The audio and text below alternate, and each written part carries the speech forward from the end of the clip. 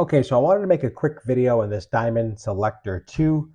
Really super simple to use. A 9-volt battery comes with a carrying case and all the accessories. I love this. If you're looking to test diamonds, it's probably a pretty good tool. First thing you want to do is turn it on, and you want to get the lamp on battery okay. So you want to have the lamp on battery okay over here as well. So when this second light is lit, that means it's all set. So basically at this point, it is kind of warming up. And when it warms up, you just want to do a quick calibration. I'll show you how that works. Really super easy to use. So on the road, if you're out on the field, and if you want to learn how to use a quick diamond tester, it gives you an idea a little bit. This is just for diamonds. That's what this is designed to do. Okay, so you see now the lamp is on. That's all set. Take off the cover.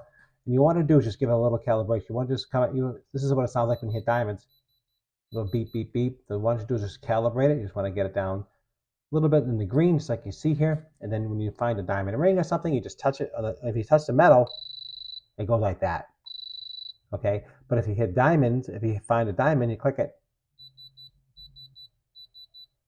See that? It goes right up. Beeps, beeps. It goes right to the right into the red. Watch again.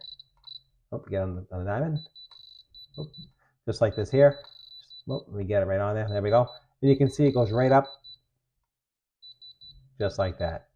So when you find a diamond ring and you're in the field, just tap it, and you'll see it goes right up the diamond. At least you have an idea it is a diamond. It's not glass. If it's glass, it won't register at all. So a diamond, just like that. I definitely recommend this. This is a great product, and I definitely absolutely use this all the time and absolutely love it.